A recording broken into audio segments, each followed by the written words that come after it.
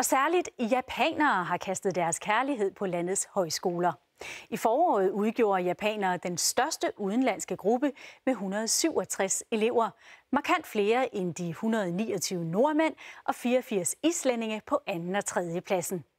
Og det er blandt andet den frie undervisning og personlige udvikling, som har fået blandt andet de her 3 japanske studerende til at rejse til Nordfyn.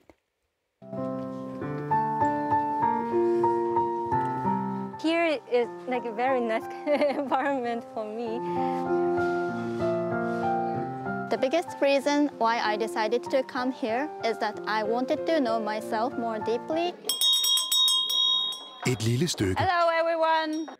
af solens rige Today we made chicken and cola for you guys with rice. findes på Fyn. こんにちは、金沢美咲です。東京から来ました。 15 japanske elever こんにちは。私の名前は印南真央です。私は東京出身です。 er rejst om på den anden side af jorden. こんにちは。私の名前は村井由香です。私は長崎の出身です。 for at gå på dansk højskole. Came here to get more wide view. I den proces, der finder de højskoler, og de synes, det er fedt. Tænk, hvis man kunne spørge Grundtvig. Hvad synes du, som højskolebevægelsens grundlægger, om japanernes store interesse? Nu prøver vi at stille spørgsmålet alligevel via ChatGPT. At japanere og andre internationale elever vælger at gå på højskoler i Danmark, kunne Grundtvig se som et positivt eksempel på, hvordan hans idéer om folkeoplysning og fællesskab på tværs af kulturer kan skabe en global sammenhængskraft. Hjemme i Japan er skoledagene lange. I didn't have enough time to think about my value and my life. Et liv med masser af tests, krav og udenadslærer. And I was kind of fed up with that life, so I wanted to slow down a little bit. Og det er her højskolen tilbyder noget helt andet. Okay.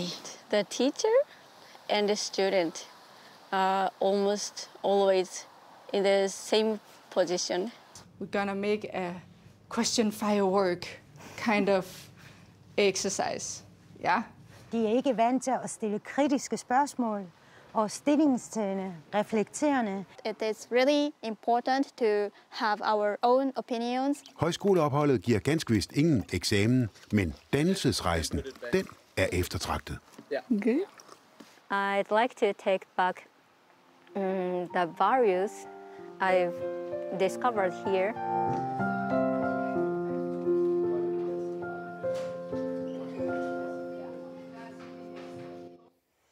Hver 5. udenlandske elev på de danske højskoler kommer fra Japan. Og vejrudsigten, den kommer fra Aarhus, og den har du snor i, Thomas Mørk. Og den skal handle om tørvejr de kommende dage. Ja, det er allerede ved at være sådan det sidste, vi oplever her til aften af